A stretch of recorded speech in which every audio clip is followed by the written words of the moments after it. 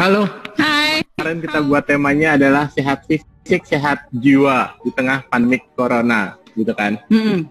Nah, eh, mungkin sebelum bahas yang berat-berat, bahas yang ringan-ringan dulu tentang social distancing, gitu. Social distancing itu kan baru ya buat masyarakat Indonesia, gitu. Di mana masyarakat Indonesia itu nggak suruh salaman, kalau ketemu pasti salaman, gitu kan? Ini nggak. Terus kemudian namaste ataupun biasanya cipika-cipiki atau misalnya yang udah deket kadang berpelukan dan segala macam. Untuk itu kan pasti nggak terbiasa ya, akan punya dampak ya. Work from home, nggak boleh kemana-mana itu tuh menjadi terasa berat banget gitu kan. Nah, menurut Dokter Vivi itu gimana secara kedokteran jiwa? Oke, ini situasi yang serba baru dan yang ngalamin bukan kita doang gitu ya. Artinya memang hampir seluruh dunia ngalamin situasi yang baru dan kita dipaksa untuk menyesuaikan diri gitu. Nah, di sini memang akan kelihatan kekuatan mental seseorang saat bisa beradaptasi, bisa fleksibel dengan situasi yang dipaksa mau nggak mau kita harus menyesuaikan gitu. Kita harus jaga jarak sama orang, nggak boleh bersentuhan, suruh di rumah aja, nggak boleh keluar. Biasanya kan kita nongkrong ngopi-ngopi cantik gitu ya. Sekarang nggak boleh gitu. Kan ada dampaknya gitu. Dampaknya bisa jadi menimbulkan kecemasan atau merasa kesepian.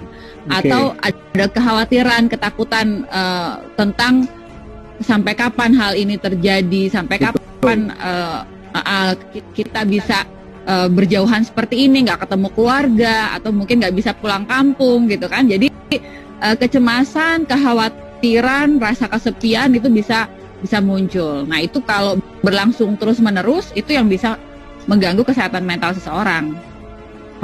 Nah, setuju nggak kalau misalnya suruh diam di rumah aja tuh susah gitu kan? Itu tuh tergantung dari motivasi seseorang sama mungkin knowledge seseorang gitu ya. Artinya kadang-kadang berat gitu ya work from home sama information kan. Maksudnya kalau informasinya nggak tepat, salah, ataupun kadang-kadang banyak banget informasi dari sosial media, itu pasti berdampak terhadap pengetahuan seseorang dan motivasi seseorang itu untuk tetap diam di rumah kan gitu. Nah, setuju nggak Dokter Vivi? Setuju, benar banget. Jadi informasi sekarang ini sangat berpengaruh ya kepada sikap seseorang gitu. Kalau informasi yang dia dapetin itu faktual, bukan sesuatu yang hoax atau menakut-nakuti, tapi sesuatu yang dia gunakan untuk bagaimana caranya ngelindungi diri dia, bukan untuk jadi malah ketakutan, freak out gitu ya.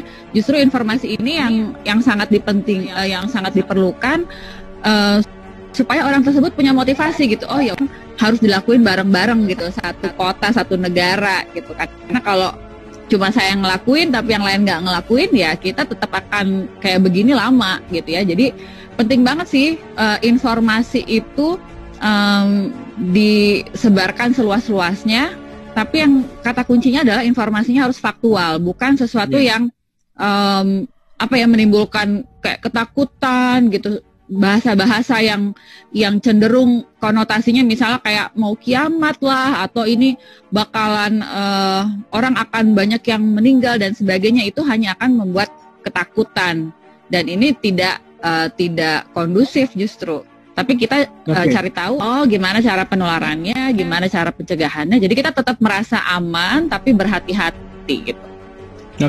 Nah, salah satunya kan sebenarnya sosial media nih ya. Zaman sosial media dulu, zaman SARS, zaman MERS tuh sebenarnya yang virusnya lebih berat daripada ini tuh tidak terlalu parno ya, atau tidak terlalu worry banget gitu. Orang-orang nggak terlalu kecemasan. Tapi sekarang sosial media itu creating a lot of anxiety gitu. Maksudnya orang jadi cemas dan segala macam. Memang sih kita nggak memungkiri atau nggak bisa maksa orang untuk nggak cemas, untuk nggak khawatir ya terhadap kondisi ini.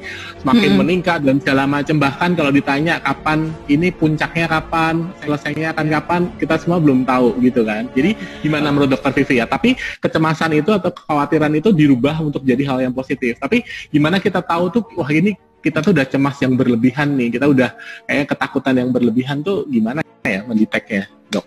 Tips. Situasi kayak gini kan pasti bikin cemas ya, ketakutan, cemas itu satu respons emosi yang wajar banget. Justru kalau kita nggak cemas, malah kita beda dari populasi pada umumnya gitu, dari orang lain gitu ya. Artinya kita kok ada situasi kayak gini kita santai-santai aja. Jadi cemas itu wajar. Nah, yang menjadi tidak wajar adalah kalau kecemasan itu terus-menerus mewarnai kehidupannya, begitu takut untuk keluar rumah untuk beli kebutuhan belanjanya dia gitu, sehingga akhirnya dia rela misalnya nggak makan berhari-hari hanya karena ketakutan pesan makanan, ketakutan untuk belanja kebutuhannya dia, atau dia betul-betul sampai terganggu tidur, terganggu komunikasi sama orang gitu, menarik diri. Nah, ini yang nggak boleh gitu. Jadi kecemasan-kecemasan terhadap sesuatu yang sifatnya berlebihan dan udah ngeganggu kehidupannya dia, nah ini yang kita perlu waspadai. Terus satu hal lagi adalah kecemasan itu kan domainnya perasaan ya, gitu ya. Maksudnya kita rasakan logika kita nggak jalan, nah ini yang berbahaya gitu. Jadi cemas tapi rasionalnya harus jalan, logical thinkingnya gitu. Misalnya cemas nih, aduh takut ketularan, rasionya harus diasah gitu. Apa yang bisa membuat saya nggak ketularan nih, caranya gimana? Nah, hal-hal seperti itu. Oke, Dok. Tadi pertanyaanku adalah tentang sign and symptomnya. Kalau misalnya kecemasan yang berlebihan tuh gimana sih yang paling simpel, Dok? Maksudnya paling simpel aja gimana? Kecemasan yang berlebihan itu paling simpel adalah sering melibatkan keluhan fisik. Misalnya nih gemeteran, jantung berdebar, tiba-tiba kok kayak sakit mahnya kumat gitu ya, terus mulai sering nyeri kepala. Jadi rata-rata tuh keluhan-keluhan fisik mulai muncul. Gitu. Itu tandanya kecemasannya udah mulai meningkat. Jadi itu perlu diwaspadain ya, gitu. Pertanyaan berikutnya sih, tapi ini expert dan konsultan juga di wellness gitu ya, artinya di mental health untuk wellness, corporate wellness juga. Nah, dengan adanya work from home ini banyak sekali keluhan ya, atau banyak sekali keluhan tuh adalah kita tuh kurang fokus pada saat kita work from home gitu ya. Artinya banyak banget distraction gitu. Tantangannya adalah karena saat kita work from home, kita tuh berasanya ya karena di rumah ya pakai daster gitu ya, jadinya sambil ngurus anak, jadi nggak berasa kerja gitu ya. Jadi mindsetnya harus disetel bahwa hari ini saya bukan libur, saya bukan cuti, tapi saya work from home. Dirinya itu merasa kayak ini gue settingnya lagi setting kerja gitu. Terus mulai dilakukan aktivitas misalnya meeting, Zoom conference, atau buat laporan dan sebagainya, atau di rumah gitu-gitu aja. Jadi memang perlu ada break sebentar. Justru kita harus bikin schedule kapan, misalnya jam berapa sampai jam berapa kita di depan laptop misalnya, terus jam berapa sampai jam berapa, sehingga kita nggak merasa terpaksa terus-menerus. Saat kita merasa terpaksa, aduh sampai kapan sih, kapan selesainya, itu pasti akan membuat kita akan lebih sulit adaptasi. Tapi saat kita menganggap bahwa this is my new normal life, ya udah kita akan adaptasi. Jadi mulai sekarang aktivitas yang mau nggak mau kita harus lakukan ya lakukan gitu dengan cara yang kreatif. Kalau tadinya dagang sesuatu yang saat corona ini nggak bisa, ya mungkin beralih core bisnis yang lain gitu, artinya kreatif. Berarti memang harus change behavior ya, maksudnya kita rubah behaviornya kita tuh, benar-benar yang kita rubah yang biasanya mengandalkan kerja atau mengandalkan ini, kita harus mulai berpikir untuk mencari solusi yang lain ataupun cara yang lain untuk bisa maju terus ya. Nah, betul, tadi tuh ada yang nulis, ada yang nanya gimana solusinya mengatasi kecemasan yang berlebihan ya, apa yang bisa dilakukan ya Dokter Vivi gitu, kalau memang kita punya kecemasan yang berlebihan gitu, solusinya. Kalau sedang merasa cemas, memang salah satu cara yang paling efektif adalah melakukan relaksasi gitu. Nah, relaksasi itu Kita bisa melakukan latihan tersebut sekitar 10-15 menit satu sesinya.